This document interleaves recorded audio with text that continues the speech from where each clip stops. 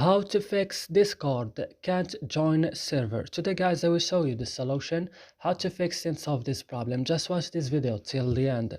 So let's start. So first, now you have to go and open the settings of your phone.